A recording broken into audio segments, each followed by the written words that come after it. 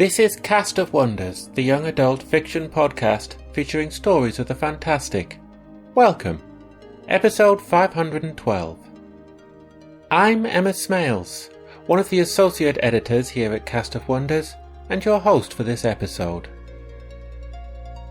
Our story for today is A Full Set of Specials by Marguerite Schaeffer. Marguerite, Maggie Schaeffer, is an educator and writer who lives in New Orleans. Her work also appears in The Pinch. She is a founding member of thirdlanternlit.com, a community writing organisation, and a volunteer at 826neworleans.org. Maggie is a member of the Nautilus Writing Group and an MFA candidate at Randolph College. You can find her on Twitter at MLEN Schaeffer. This story is narrated by Laura Hobbs. Laura Hobbs works in InfoSec by day and is a random crafter by night. Twitter is her social media of choice, and she despises the word cyber. When asked nicely, she sometimes reads things for people on the internet. You can find her online at soapturtle.net. And now, we've a tale to tell.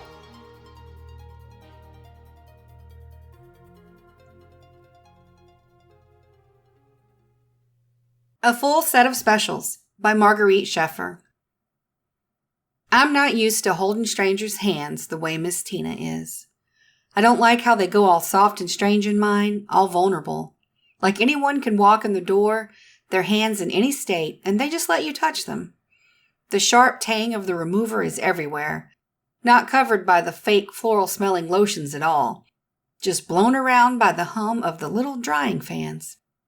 Miss Tina is showing me the ropes at Pure Elegance. It's my third week on the job, weekends and twice a week after school.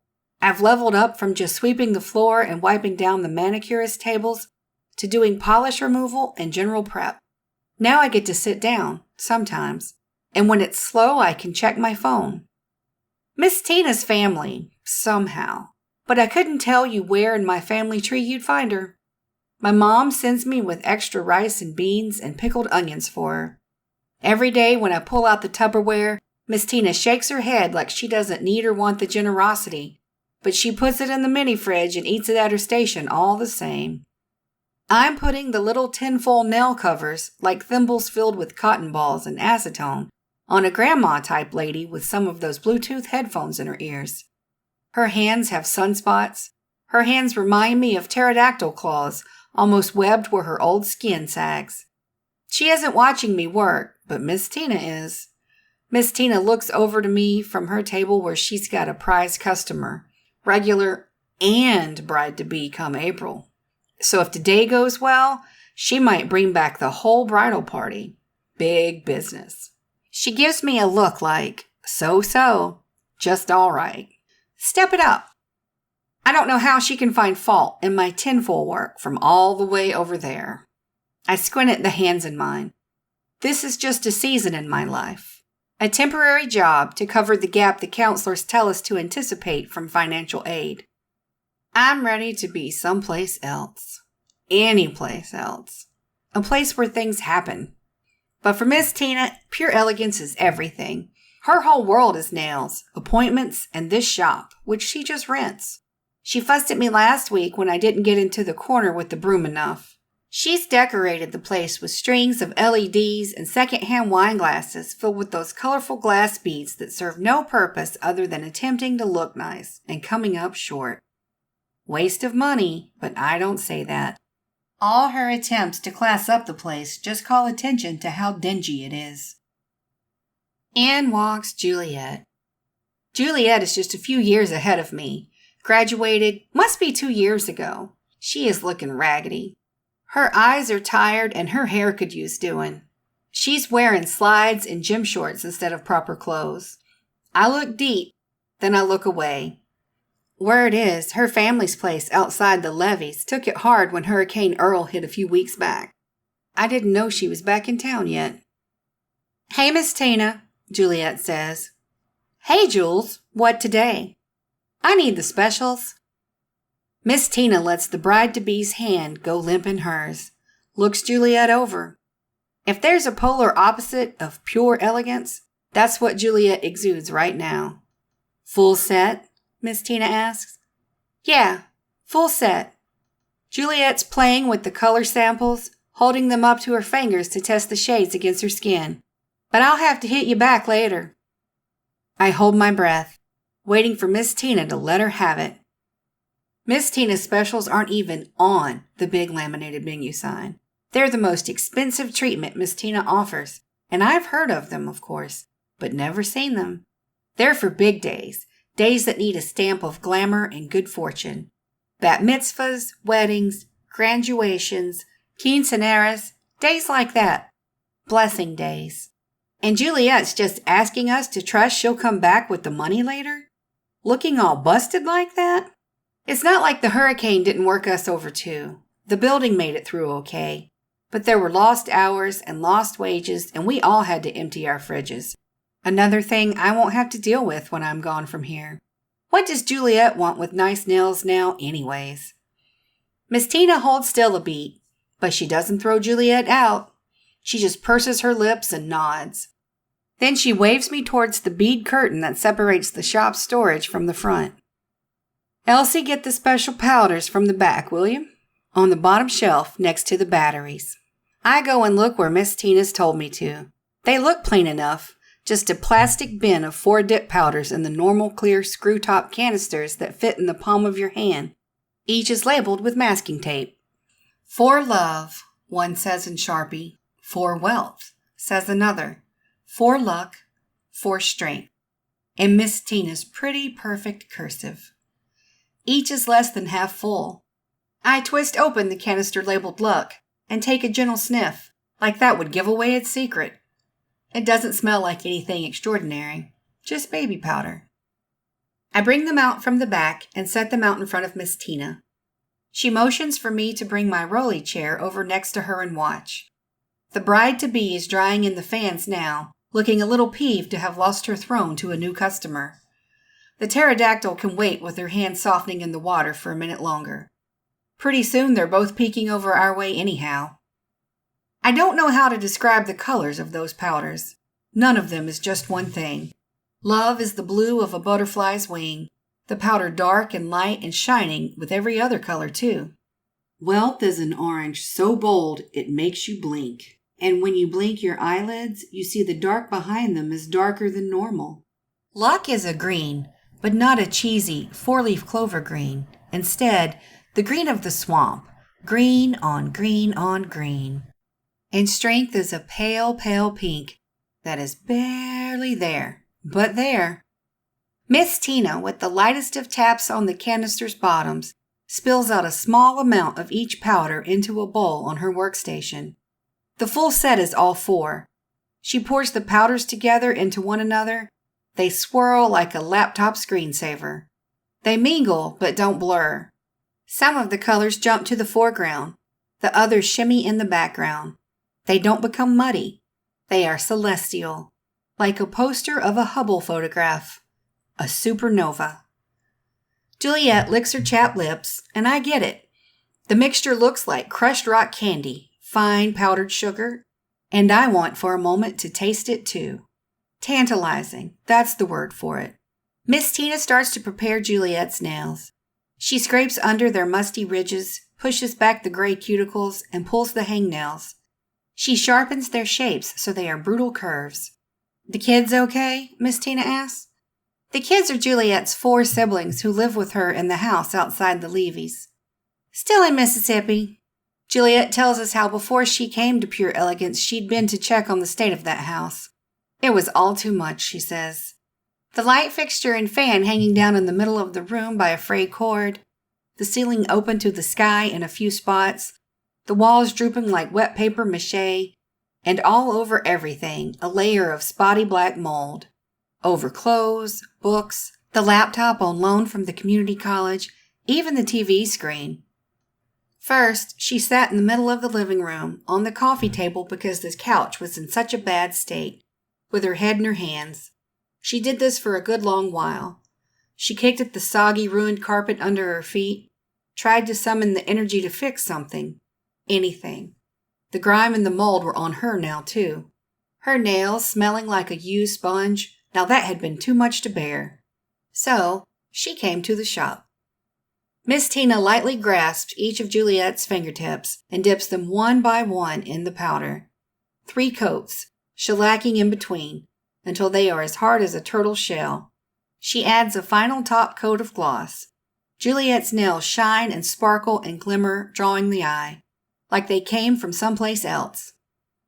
As Juliet is saying her thank yous and her goodbyes and getting up to go, Miss Tina pulls out a Bible with a tattered leather cover. She asks Juliet to pick a passage for her. A bit of wisdom to tell her fortune, a small gesture, a little down payment. Juliet smiles, sheepish, suddenly more like a girl her own age again than a woman exhausted from 1,000 years of living. She flexes her fingers as if trying them out, waggling her new beautiful nails. She slides her pointer finger like a knife between 2 thin pages and opens it, passing the book to Miss Tina, who reads, nods, and without showing it to anybody, slips the thick, tattered book back in the drawer of her manicure station. Miss Tina must really believe in this stuff. The wind chimes on the door jingle and Juliet is gone. After she leaves us, the specials start working and scheming right away. Juliet says the first thing she noticed was that she was just itching to scratch, to poke, to tap her pretty nails on everything. On the bus ride to the community center, she found herself tapping out an upbeat rhythm with her nails on the pole. The bus lurched and jerked and there was only room to stand. They were still only rolling on a Saturday schedule, but each thump and each pothole seemed to be a part of her song. That might not seem like much, but she said that's how it got started.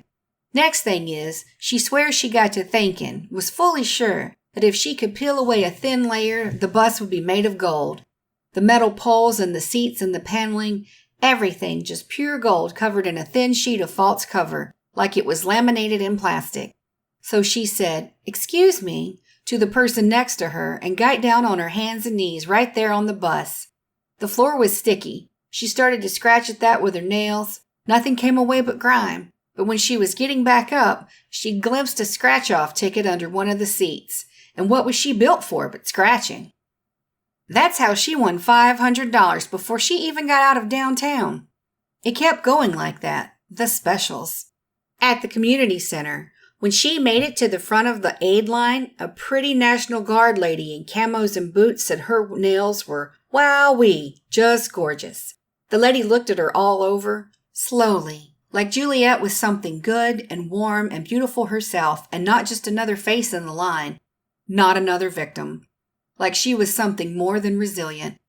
When Juliet peeled open the wrapper on the humanitarian daily ration packet they gave her at the front of that line, she found it had 2 of everything in it, miraculously. 2 Fig bars, 2 lentil stews, 2 Pop-Tarts, 2 10-year shelf-life cartons of water. She couldn't figure out how it all fit in that full wrapper, but it did. That night, Juliet slept in her car using her jacket as a blanket. She found an apple in the side cup holder, one from before the storm. It was fresh and good, no brown spots or softness. She ate it in big, crunchy bites, down to the core, like she was scraping sweet meat off a rib, down to that apple's bones. No one bothered her, and she didn't even wake up sore. The next day, the world wasn't better, exactly. But Juliet woke up feeling invincible, impervious, too good for everything. Her fingernails caught the growing light and shimmered. She felt fancy. She wanted to prick and poke everything with her beautiful nails, to see what would happen, what it might give her in return. She went back to her family's house, and the scene did not change from before, but this time her hands were hungry for it. She did not shirk away from the black mold, but began to pick and scratch at it. She was bigger and badder than last time. With her pointer and thumbnails pinched together, she was able to snag a corner of that mold, like peeling a tricky boiled egg or a layer of dead skin. It came up as one sheet, a dark, horrible cape. She lifted it up and away, off of her brother's playsets, off of her work clothes, off of her sister's biology textbook. She took that dank curtain of mold out of the house and threw it in the gutter. Then she squirted some sanitizer into her palms, flicked it up to embrace the tips of her enchanted fingertips, still shiny, and got on with it. She spent the afternoon salvaging what could be salvaged, packing it in her trunk and trash bags and taking photos for the insurance. On top of the fridge, somehow safe where she had stashed it, she found her ukulele. Finally, the walls. First, Juliet drummed them with her fingertips. This made a hollow, damp sound. She poked a sharp nail right through a sheet of drywall. It was like butter. The walls would need to come down anyway, right? She started ripping away the huge soft chunks of sheetrock. It was glorious. The waterlogged bones of the old house seemed glad to touch the air again. They seemed to moan at her. No, they didn't seem. They were moaning at her. She kept ripping and tearing and throwing crumbling pieces aside. A face peered out at her, big-eyed, whiskers, a kitten, moaning. How had this mangy thing gotten into the walls? Where did it come from? It must have been seeking shelter from the storm. She reached in and grabbed it under the armpits and hauled it out. It was covered in white sheetrock dust. It scratched at her, and she laughed. She scratched it right back. She gave it some cold lentil stew. When she packed the car to go, full of salvage and heirlooms, closing the door on the wrecked house, she held the car open for the cat, expecting it to run away. But it shimmied in and soon fell asleep in the front seat. That's her cat now. I know all this because Juliet came back. She looked healthier. She paid. She was good for it. She left a nice tip. Her nails, her specials, had started to chip around the edges. They didn't look like I remembered. Sure, they were colorful and sparkly, but they weren't hypnotizing. I couldn't tell you if anything truly magical was still there. But she stayed for a while and chatted with us. She played us a sweet tune on her ukulele, such a small instrument with such a big sound. Sometimes I find myself humming that tune still, as I buff and file. I hum it when I'm taking care to massage the lotion all the way into my customers' palms and up their wrists, rubbing their warm knuckles with the pads of my fingers. I check the polish for smudges. I take time. I'm careful with it. After hearing Juliet's story, I think it's not nothing to help someone feel like that. Special. There's this moment I'll miss when I go off to school. It's when customers take their hands out of the dryer and stretch out their fingers and turn the nails towards themselves, considering the results. In that moment, when their hands are turned away from me, I can't see their nails or the gloss anymore. Instead, I watch their slow, surprised smiles at how beautiful they came out, at seeing that their hands are for something bigger than just working or grasping. I'm actually blind, but I still love having my nails done, and at the time of recording, they're sparkly blue. But during the COVID pandemic, I couldn't get them done. All the salons, of course, were shut, and I was really starting to feel the stress. My then partner went out, bought nail polish, and did my nails for me, just to cheer me up. Actually, he did his own nails as well, because, well, you know, colourful nails should be for everybody, shouldn't they? There truly is a magic in getting a manicure or a haircut or any kind of pampering. Just the opportunity to sit there and let somebody else look after you for a while helps you to relax and de-stress. And it's not just the pampering either. You find yourself talking to the hairdresser, barber or whoever and sharing your troubles with them. And that's a healthy thing to do, whether it's with your boy or girlfriend, your best mate or your manicurist. Talking things through helps you to deal with them, and it makes the hardships we all face from time to time fall into a better perspective, so they become less daunting and more manageable. As the owner of the salon I like to use, Hi Denise, once said to me, they call us beauty therapists, but they might as well leave off the word beauty. So were the special nail powders really magic? Or did Juliet's manicure just lift her out of the blues and put her in a more positive frame of mind, helping her to notice and take advantage of the little good fortunes that came her way? Well, who said that's not magic? Join us again soon. We love bringing you the best audio fiction week after week, but we can't do it without your support. Your donations pay our authors, our narrators, our servers and our staff. Please consider supporting us with a monthly donation through either PayPal or Patreon. You can also review us on Apple Podcasts, request us on Spotify, and consider the stories we publish for award consideration. There are lots of ways you can help. Join the discussion on the EA Forum, forum.escapeartist.net or EA Discord. Visit on Twitter @Cast of Wonders. Come say hello. Cast of Wonders is a production of Escape Artists Incorporated and is brought to you by Editor Catherine Inskip, Associate Editors Tanya Edelot, Amy Brennan, Alicia Caparaso, Joyce Hernandez, Sumto Iheswe, Cup Huckub, Amanda Kong, Ray O, Simon Pan, Samuel Poots, Emma Smales, Denise Siddell, Rin Lee. Editorial Assistant Amy Brennan, Community Manager Denise Siddell, and our audio producer Jeremy Carter. Our episodes are released under the Creative Commons Attribution Non-Commercial No Derivatives 4.0 International License. That means you can download or listen to the episode on any device you like, but you can't change it or sell it. Our theme music is Appeal to Heavens by Alexei Nov, available from Promo DJ or his Facebook page. Thanks for listening.